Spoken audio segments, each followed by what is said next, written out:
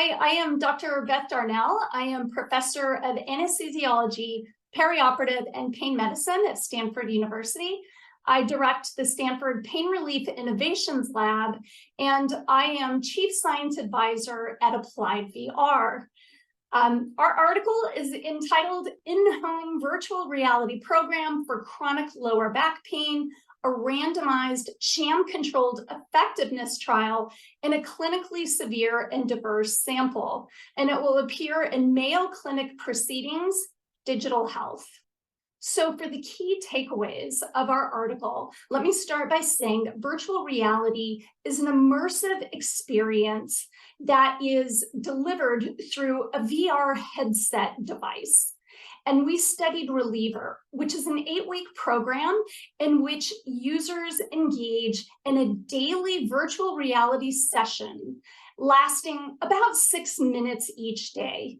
And the Reliever program involves pain education and evidence-based pain management skills, such as diaphragmatic breathing, mindfulness, and ways to calm the nervous system.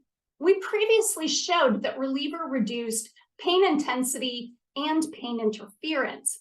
But here, in the current study, we conducted a randomized comparative effectiveness trial of in-home received Reliever treatment compared to a sham control in a large national study involving 1,000 adults with chronic low back pain.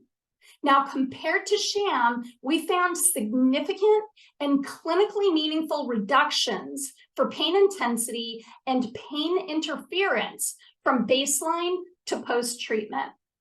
And these reductions involved about a 2-point reduction on the pain intensity scale and a 2.3 reduction for pain interference.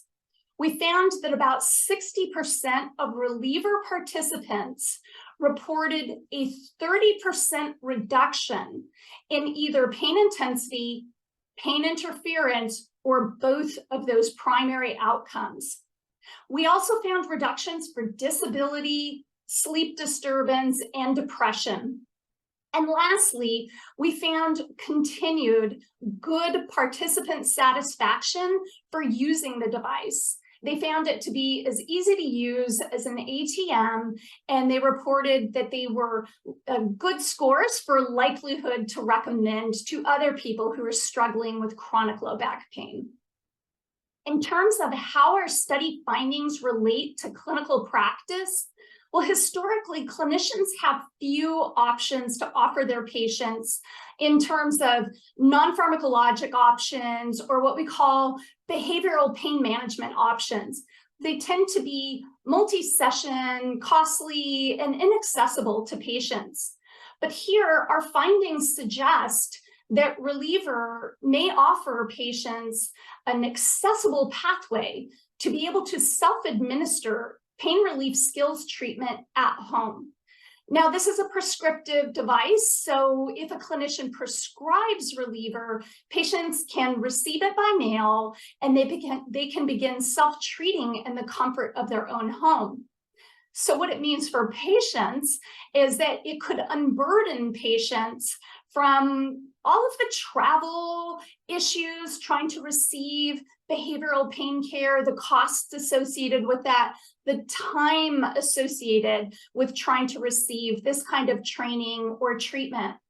Patients can receive the device in their own home and begin self-administering these brief 6-minute sessions in the convenience of their own home, and also whenever they want to use the device. So there's no scheduling involved, which is really a massive convenience for patients. Everyone's looking for low risk and effective ways to better manage pain. So this may be one nice option, both for clinicians and for patients. In terms of what's next in this line of research, we are doing health outcomes analyses to better understand the cost benefits of the Reliever device, and also all the way out to 2 years. We are identifying subgroups and doing analyses to see if we can identify which types of individuals have the best response to Reliever. And lastly, Reliever is FDA authorized for chronic low back pain. We're interested in expanding the label to encompass all types of musculoskeletal pain, as well as expanding the label to other types of chronic pain conditions, as well as other general health conditions, such as anxiety or depression, for instance. Thank you for listening to this summary of our research, and my co-authors and I invite all of you to read our full article. Thank you.